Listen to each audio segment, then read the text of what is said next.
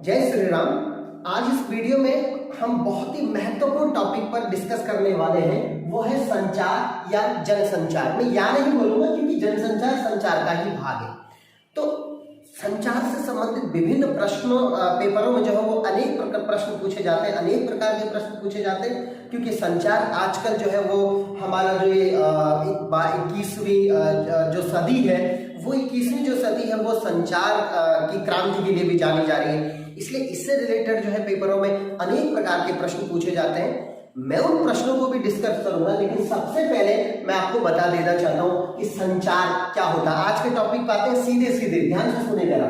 संचार क्या होता है? सूचनाओं को, विचारों को, भावनाओं को एक स्थान से दूसरे स्थान तक पहुंचाना ही संचार कहलाता है। सुनो, दोबारा सुने जरा।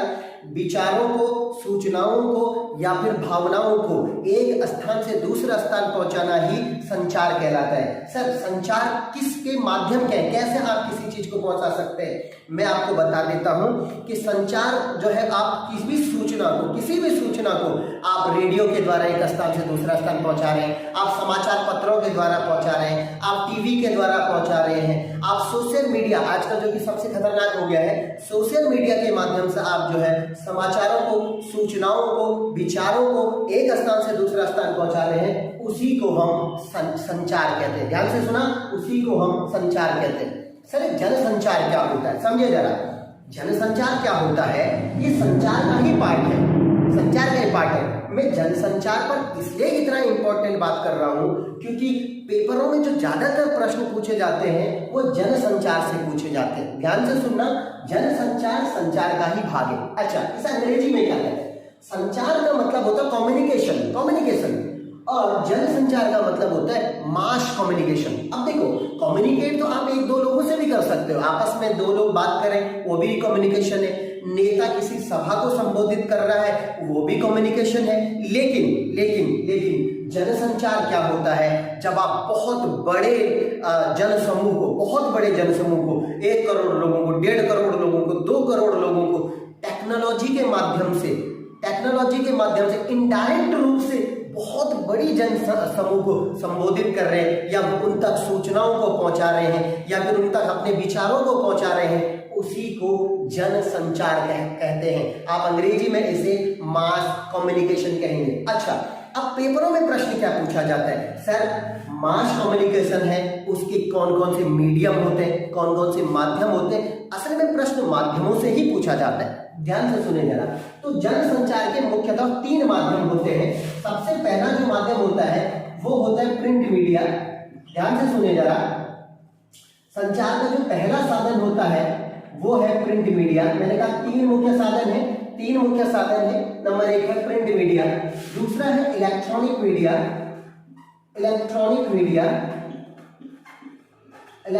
मीडिया, और थर्ड नंबर का जो है वो है, जो कि आजकल बहुत ही पॉपुलर है, वो है सोशल मीडिया।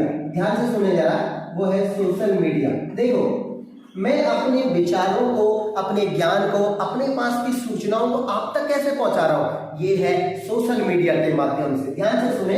तो जनसंचार के 3 महत्वपूर्ण माध्यम हैं। एक है प्रिंट मीडिया, सुन ले जरा, दूसरा इलेक्ट्रॉनिक मीडिया, और तीसरा है सोशल मीडिया। अब हम एक एक करके इन तीनों मीडिया पर बात करते हैं। कोशिश करेंगे कि एक वीडियो में तीनों आ जाए। अगर नहीं आते हैं, क्योंकि थोड़ा टॉपिक अगर लेंथी हो जाएगा तो फिर मजा भी नहीं आएगा, इसलिए अगर तीनों नहीं आएंगे तो कम से कम मैं कोशिश करूंगा कि इस वीडियो में 2 तो कंप्लीट कर दूं, और ऐसे कंप्लीट करूंगा कि जो है एग्जाम में इससे रिलेटेड जब प्रश्न पूछे जाएंगे तो एक भी आपसे नहीं छूटेंगे, ये मेरी गारंटी है। ध्यान से सुने। अब हम सबसे पहले जो मास कम्युनिकेशन का, सूचनाओं को इनडायरेक्ट रूप से जनता तक पहुंचाना, समाज तक पहुंचाने का जो सबसे इंपॉर्टेंट माध्यम और जो सबसे पुराना माध्यम, उसके बारे में बात कर रहा हूं। और वो माध्यम कौन सा है? सुने जरा, वो माध्यम कौन सा है? वो है प्रिंट मीडिया। अब सर, प्रिंट मीडिया क्या होता है? प्रिंट मीडिया मतलब होता है कि आप सूचनाओं को प्रिंट करके समाज तक पहुंचा रहे हैं, दुनिया तक पहुंचा रहे हैं, उसी को हम प्रिंट मीडिया कहते हैं। सर, इसके बारे में, प्रिंट मीडिया के बारे में मैं आपको पहले इसके उदाहरण बता देता हूं। प्रिंट मीडिया का सबसे पहला उदाहरण, सबसे महत्वपूर्ण उदाहरण, आप इसे हिंदी में कहें तो आपको हो गए समाचार पत्र। ध्यान से सुनिए जरा। अगर आप इसे हिंदी में कहें समाचार पत्र, अखबार आप इसे क्या समझ सकते हैं। दूसरे नंबर पर प्रिंट मीडिया का जो साधन है, ध्यान से सुने जरा, वो है पत्रिकाएं, मैगजीन जिसे हम कहते हैं, वो है पत्रिकाएं, या फिर पहले जो है लेटर्स का भी हम प्रयोग करते हैं, तीसरे नंबर पे समय पत्रों का भी हम प्रयोग करते हैं। तो प्रिंट मीडिया के अंतर्गत सूचनाओं को, विचारों को, भावनाओं को एक स्थान से दूसरे स्थान पहुंचाने के लिए हमारे पास तीन मुख्य तरीके की बातें हैं। नंबर एक है समाचार पत्र, नंबर दूसरे है पत्रिकाएं, नंबर तीसरा है पत्र। आप समझ में आया? ठीक है, अब हम इंपॉर्टेंट बात करते हैं, थोड़ा सा हम इस प्रिंट मीडिया के बारे में थोड़ा सा इसका इतिहास भी जान लेते हैं।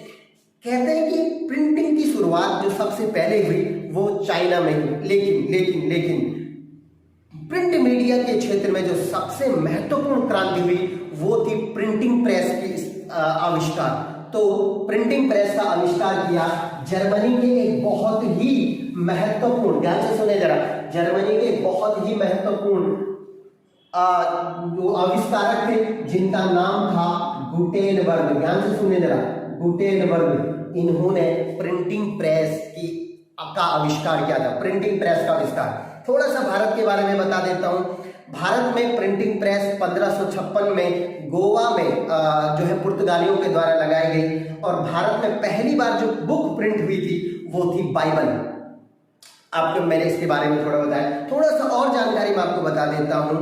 हिंदुस्तान का पहला समाचार पत्र 1780 में बंगाल गजट, जो कि जेम्स ऑगस्टस हिक्की ने उसे प्रकाशित किया था, अंग्रेजी में था, कलकत्ता से प्रकाशित होता था। इसके अलावा जो है वो भारत का पहला जो समाचार पत्र था वो हिंदी समाचार पत्र, मैं मुख्य रूप से बात करना चाहूँगा, हिंदी समाचार पत्र था, वो था उद्यत मार्तंड, जो कि 1826 में वो भी कलकत्ता से प्रकाशित होता था, मगर वो साप्ताहिक समाचार पत्र था, और उसे पंडित जुगल किशोर जो थे वो उसे प्रकाशित करते थे कलकत्ता से। ये साप्ताहिक था, मतलब वीकली आता था। भारत का पहला दैनिक समाचार पत्र वो था समाचार सुधावर्षण, 1854 में 1854 में वो कलकत्ता से प्रकाशित होता था, और पंडित सुकुमार सेन जो थे वो उसको प्रकाशित करते थे। आपको समझ में आ गया होगा। अब जो है इंपॉर्टेंट प्रिंट मीडिया को हम समझ चुके हैं। प्रिंट मीडिया में हमने जो है संचार के माध्यम को हम समझ चुके हैं, और दूसरा माध्यम जो समाचार जो मास कम्युनिकेशन का दूसरा माध्यम है वो है इलेक्ट्रॉनिक मीडिया। समझिए जरा सा, वो है इलेक्ट्रॉनिक मीडिया। ध्यान से सुनिए जरा, electronic media. Sir electronic media, अच्छा सुनो, इलेक्ट्रॉनिक उपकरणों के माध्यम से संचार को एक स्थान से दूसरा स्थान, मतलब सूचनाओं को एक स्थान से दूसरा स्थान भेजना ही इलेक्ट्रॉनिक मीडिया कहलाता है। ध्यान से सुने, अब वो इलेक्ट्रॉनिक मीडिया में कौन अंतर्गत आता है? सबसे पहले इलेक्ट्रॉनिक मीडिया में आएगा रेडियो। ध्यान से सुने जरा, रेडियो। दूसरा इसके अंतर्गत आता है टीवी, और इसी टीवी में जो बेस आता है, ध्यान से सुने जरा, पहला मैंने कहा रेडियो, दूसरा मैंने कहा टीवी, और तीसरा इस टीवी पे जो बेस होता है वो है सिनेमा। ध्यान से सुना जरा, सिनेमा। तो रेडियो और टीवी ये इलेक्ट्रॉनिक माध्यम से जब हम इन माध्यमों से जब हम जो है सूचनाओं के एक स्थान से दूसरा स्थान भेजते हैं तो हम उसे कहते हैं कि इलेक्ट्रॉनिक मीडिया के द्वारा संचार किया जा रहा है। अच्छा, थोड़ा सा रेडियो के बारे में और थोड़ा सा टीवी के बारे में बात करेंगे। उसके बाद जो कि महत्वपूर्ण टॉपिक और महत्वपूर्ण पहलू जो है वो इलेक्ट्रॉनिक मीडिया का है, हम उस पर भी बात करेंगे। ध्यान से सुने जरा, रेडियो के बारे में। रेडियो का आविष्कार इटली के वैज्ञानिक थे, उनका नाम था मार्कोनी, उन्होंने किया। अगर मैं हिंदुस्तान की बात करूं तो 1957 में, ध्यान से सुने जरा, सॉरी 1927 में बॉम्बे प्रेसिडेंसी, जब अंग्रेजों का यहाँ पे राज था, तो बॉम्बे प्रेसिडेंसी में भारत का पहला रेडियो जो है वो केंद्र स्थापित हुआ था 1927 में। बाद में इसी का नाम उन्होंने 1936 में ऑल इंडिया रेडियो कर दिया, रेडियो केंद्र का नाम, और फिर 1957 में इस ऑल इंडिया रेडियो का नाम उन्होंने आकाशवाणी कर दिया।